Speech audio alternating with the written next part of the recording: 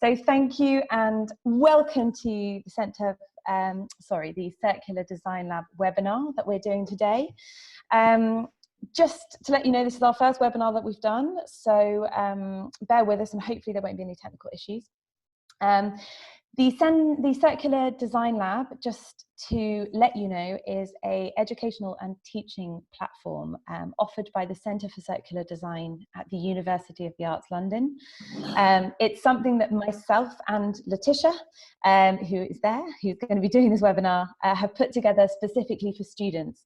So if there's anyone on this call that isn't a student, you are very welcome. We made this available for absolutely everybody, but just to let you know that this is obviously directed for students in particular. So this is the Circular Design Lab website that Laetitia's just showing you on her presentation. And to give you a little bit of background about who we are, both me and Laetitia are PhD students at the Centre for Circular Design, based at Chelsea College at UAL. Laetitia is working on design for disassembly, which you will be hearing a little bit more about today. And my research is predominantly focused on textile recycling. And we're hoping to do another webinar, but Laetitia will tell you a little bit about that at the end of her presentation, looking at my research. So the presentation will be 20 minutes long, and then we've got some time for questions. Because we don't have a paid Zoom account, unfortunately, at the end of the 40 minutes, we will be chucked off, so just be aware of that. If you have any questions as the presentation is going along, we really encourage you to put them into the chat function, and then Laetitia will hopefully aim to answer as many of those as possible at the end of the session.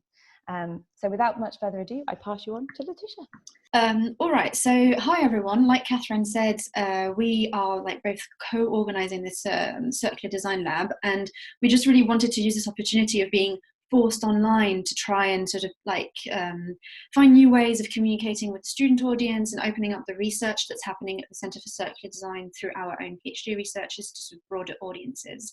So I'm quickly going to introduce my own PhD research, which I've been working on for the past 3.5 years, and which I actually submitted 2 weeks ago, just before the university lockdown. So this is like a quick overview of the different parts of my research, which was looking at textile design for disassembly. And so this is my research question, and like I said, the PhD was hosted by the Centre for Circular Design and supported by a UAL scholarship, as well as by the British Cotton Growing Association Multi-People Collection Fund. So by training, I'm a textile design, and I did my undergrad and my master's in Paris at the École Nationale Supérieure des Arts Décoratifs, and there I was trained in, well, what you would call sort of conventional textile design, and I was really interested in combining resources that create different effects, and sort of like that's better, and really interested in sort of like trying to see how we could create different combinations of materials, combining like a plastic with a cotton, and so for my master's dissertation, I then started looking at how all these like high performance materials could be redesigned in ways that would be more sustainable. And so through that master's research, I sort of stumbled upon the concept of a circular economy. And I was really excited by the idea that we could, as designers, start designing not just to mitigate impacts, but rather to create more regenerative economies and sort of like design for sort of positivity. And one of the rules for a circular economy is non-contamination. So this really clashed with my sort of like prior approach to textile design, in which I was just really interested in combining different materials for different effects. So as defined by sort of the cradle-to-cradle principle, and here in this diagram by the Ellen MacArthur Foundation, the idea for the effective circulation of resources in a circular economy is that you would have, on the one hand, a technical cycle, and on the other hand, a natural cycle in which materials are returned to the biosphere. The technical cycle mimics this by using sort of what we would call industrial recycling systems. So for my degree collection, for my master's, I explored ways in which cotton and polyester could be used to sort of bring out the best of their qualities, but without contaminating sort of those resources individually, and making sure that they could be recovered for their most appropriate recycling stream, whether this was sort of like biodegradation, or if it would be more sort of like chemical recycling for the polyester, for instance. And what I was really interested in is seeing how this challenged the creative process. So if I was thinking of not contaminating different resources, this would mean that, for example, silkscreen printing screens themselves are materials that are contaminated. You can't recover the polyester fabric that makes up the screen because it's been coated in. There's an automatic sort of skipping on my slides, so bear with me while the slides go back and forth a little bit. So I investigated new ways of actually printing on fabrics, because I wasn't using these material, like these tools, which came with this, like this contamination embedded within them. So these are examples of using its Japanese Edo Komon technique to create printed materials, or even just like resist printing by hand. But in sort of in textile design, it's not that simple, and actually keeping things mono-material so that they can be allocated to different recycling systems kind of goes against the idea that our creativity really comes from combining materials that we would not usually see together.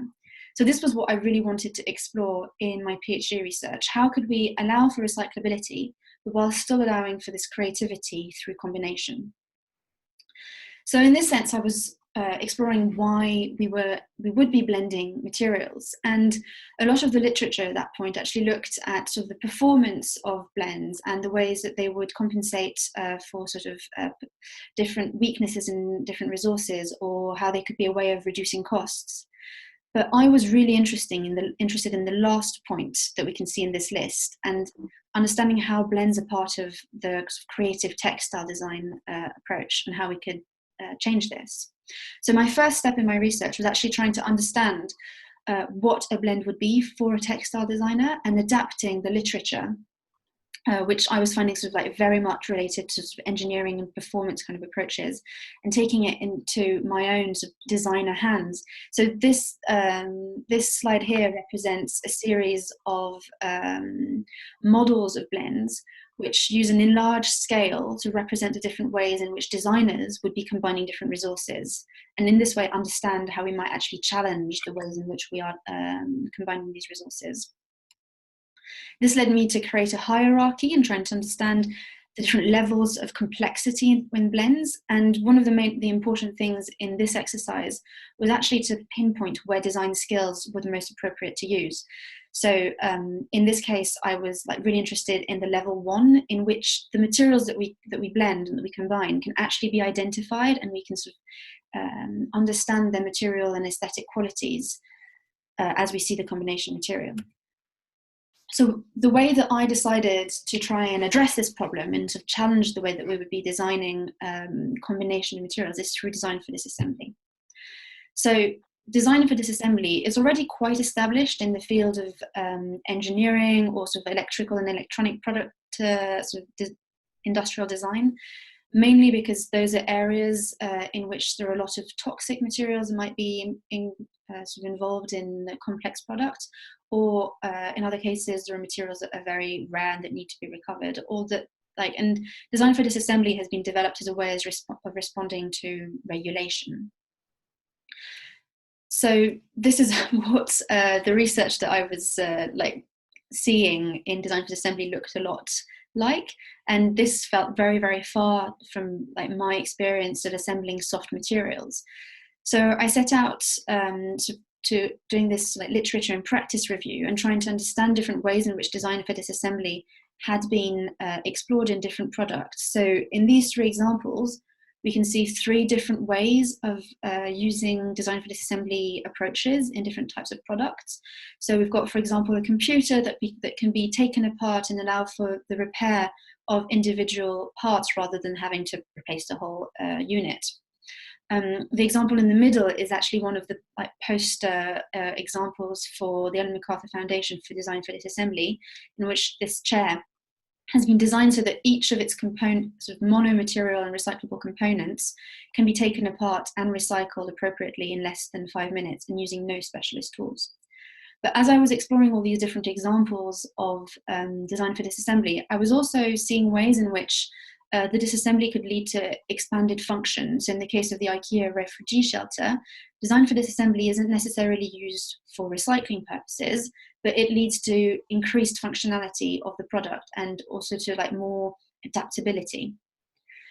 So these were all concepts that I was really interested in taking into textile approaches. And for me, it meant really identifying all those different sort of techniques and strategies that I'd seen across sectors in design and engineering and taking them into my textile practice.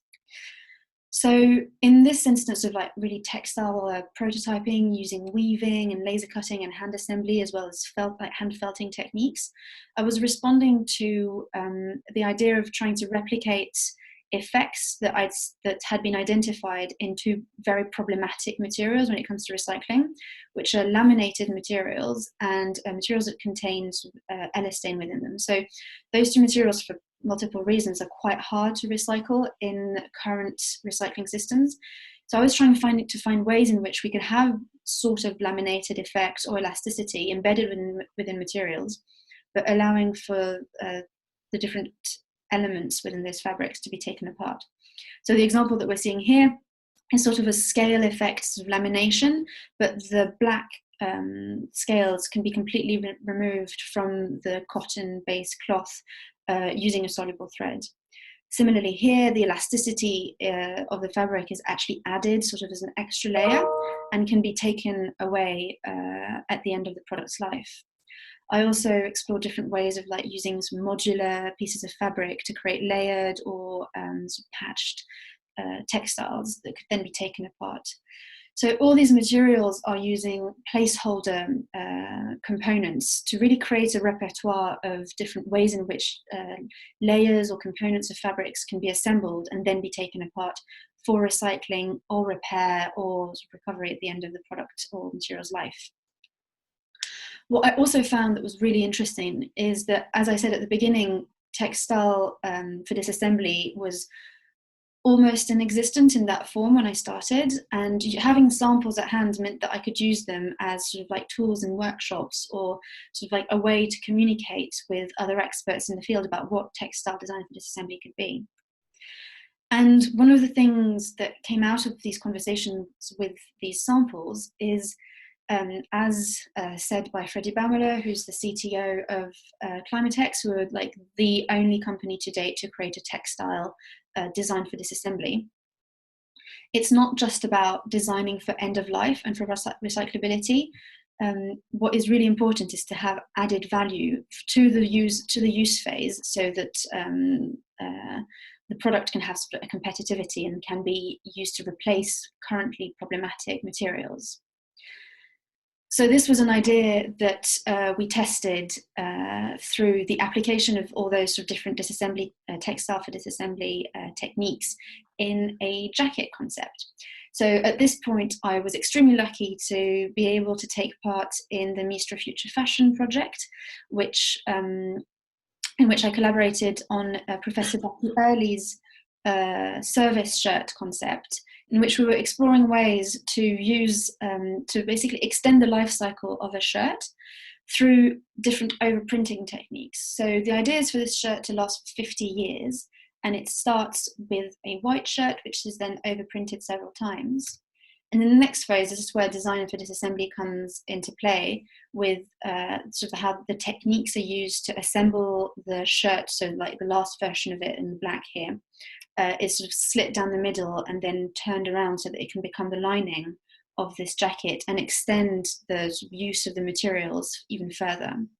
And this jacket is also designed in a way that it can then be taken apart and made into these jewelry pieces, further extending the use of the materials, while still really taking into account this non-contamination idea, so that all those components can then be chemically recycled at the end of this extended life cycle. This really showed us new ways in which products could circulate and materials could be used. So on top of the remanufacturing, sort of like multiple remanufacturing stages that you can see in the circle on the left here, we were also investigating ways in which these extended life cycle garments could be circulated through different use phases. And really like taking the innovation further than just this end-of-life recyclability and thinking about how we could impact the use phase. This work then sort of led to us reflecting on the whole process, and we wrote a paper which is available online. And so we wrote this paper sort of exploring ways in which the process was successful and what the challenges were. And based on these observations, I then took the jacket concept into a second iteration of this sort of product redesign, and created the split jacket, which instead of being 100% polyester story, actually combines materials from two different cycles. So going back to the cradle to cradle, sort of like natural and technical cycle opposition, and thinking of ways in which those, in which materials from those different cycles could be assembled to then be taken apart at the end of life. This also meant that we were able to sort of like play around with some of the aesthetic aspects of the jacket, and sort of like maybe going back to a shape that was a bit more easy to wear. And again, really thinking about what the implications could be for production and use through this initial brief of designing for recyclability at the end of life. And one of the main findings from this research and like these two iterations in the jacket is really that even though the initial brief is about thinking about recyclability at the end of the product's life, we're actually designing for multiple life cycles and designing for service within these product systems, and designing also for ways in which we can remanufacture products multiple times and like eventually lead to material recovery. So that's me sort of like speed done through the 20 minutes of this talk. And I just wanted to highlight that, like Catherine said at the beginning, that she will be presenting her own work. So I will now stop sharing my screen and come back into the meeting.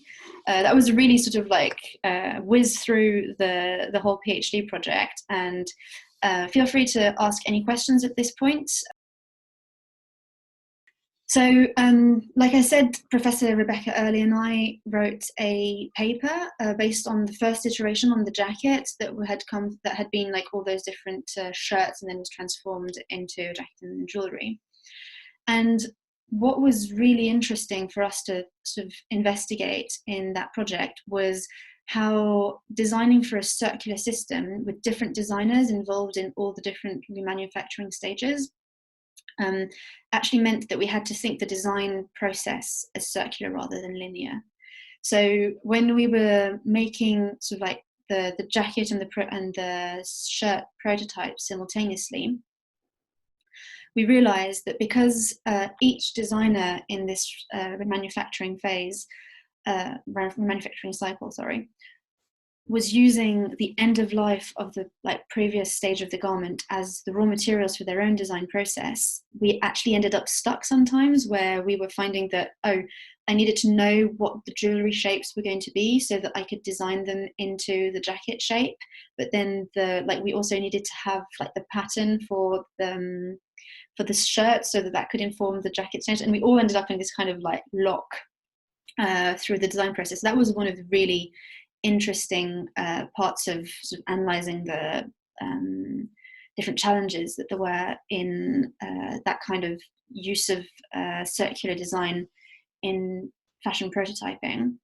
Another thing that we found was quite challenging, but that we learned a lot from, was trying to think about how we could inform each of the different designers and stakeholders throughout this circular design process, and make sure that everyone had the same level of understanding of what the challenges of designing for a circular economy were.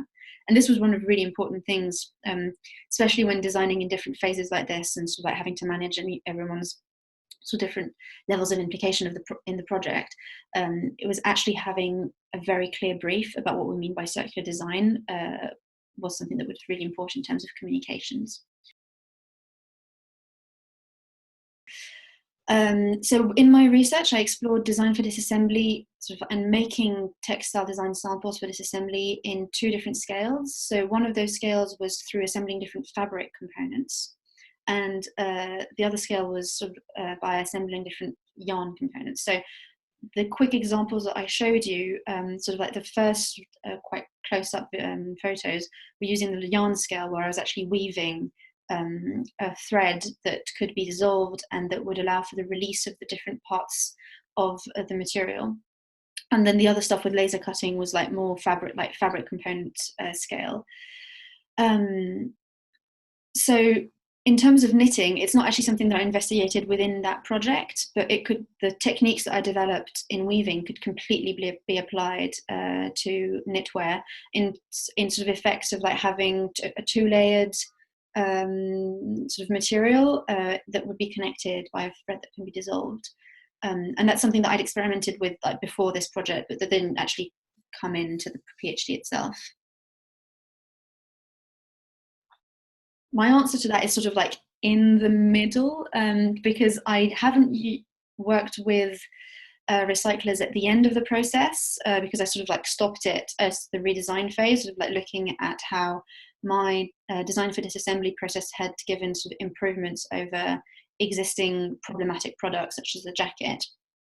But I found it really helpful at the beginning of the project to work with experts sort of like all the way through the textile recycling supply chain and try and understand what the challenges that they were encountering at that moment were, and seeing like, so that's basically where the brief to create materials that would replace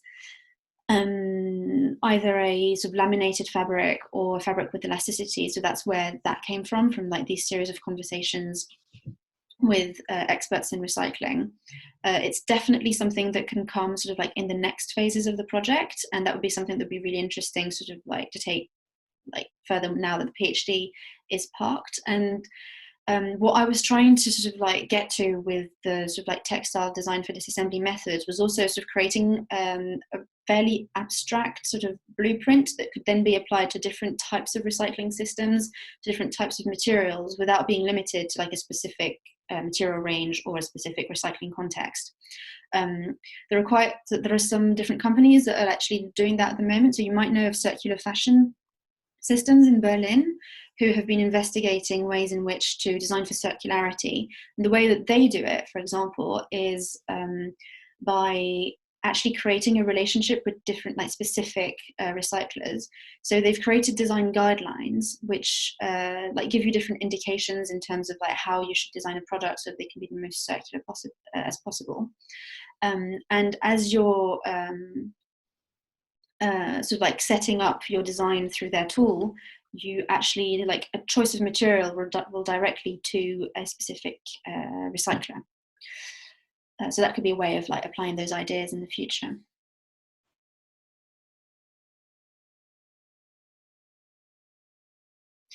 That was definitely the premise for my research and all the work that I did around sort of like trying to translate the information.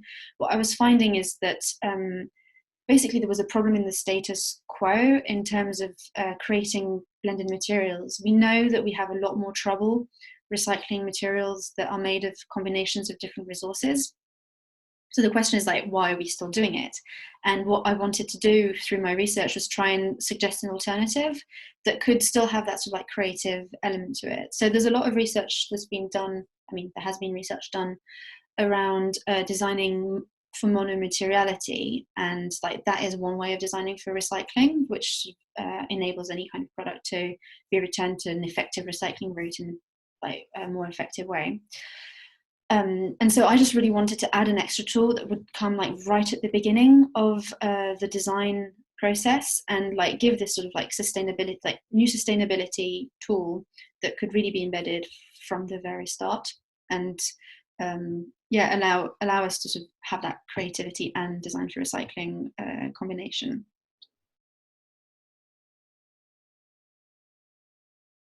I think the access to technology ends up being quite serendipitous in the way that I was extremely lucky within my research to have access to a local makerspace.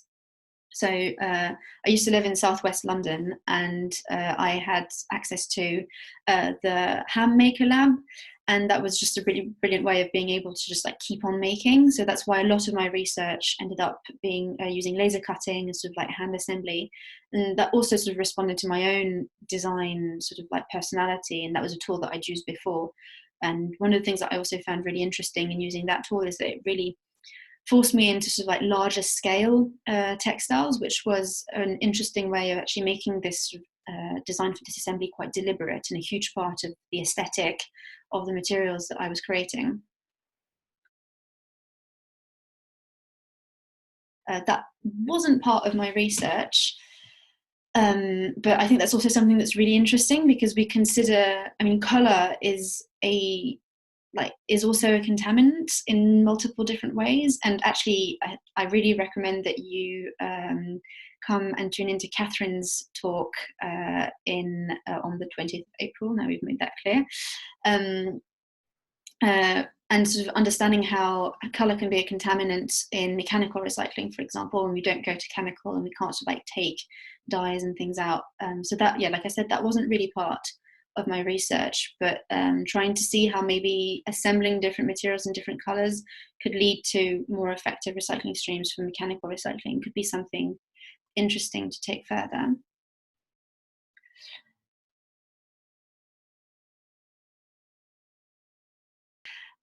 I think there's a lot of potential that could be sort of applied in terms of things that respond to trend and that maybe also need to have like different functions. So one of the ideas that was especially sort of like influenced through looking at the very enlarged scale of my sort of different types of materials was thinking about maybe applications in interiors, in cases where different seasons could lead to different types of uses, and like that could be something in which design for disassembly in textiles could lead to sort of increased like customization or some modularity aspects. So that could be something that could be really interesting to take forwards.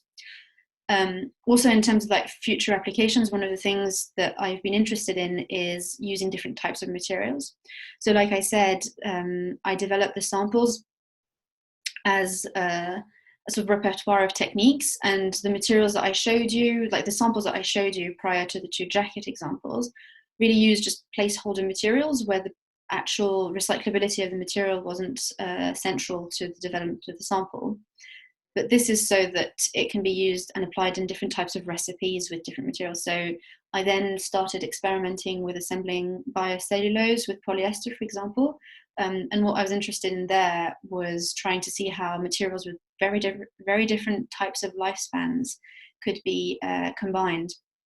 So you've got something that has like a very short lifespan like biocellulose and that can be biodegraded quite easily, that can be assembled with a material that is very long lasting and that has like a complete different sort of like recycling system. Like what kind of new materials could we be creating in this way, and how could like their recyclability still be like part of the design brief?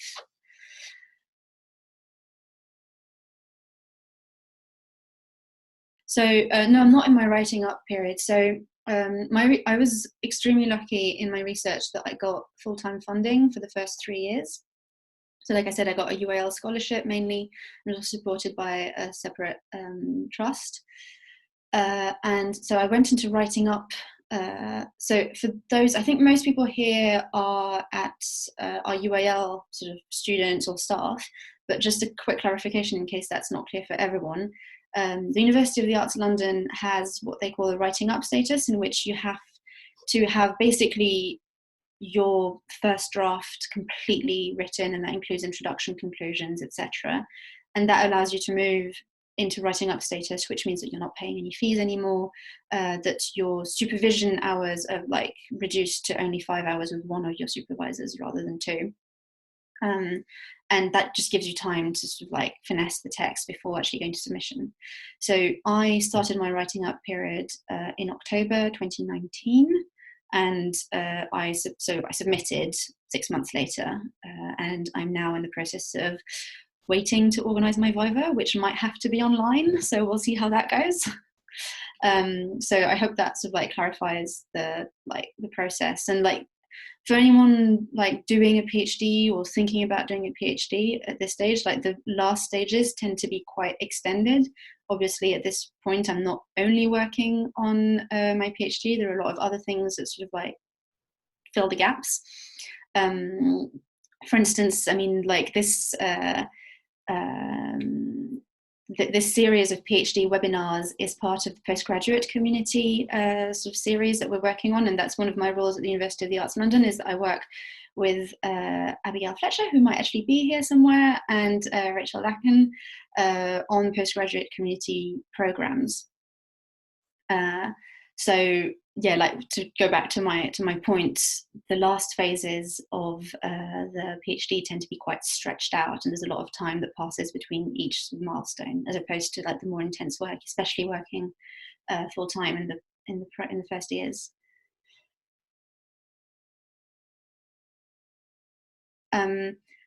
So I think, like I said, I was really trying to develop models for designers to take on board.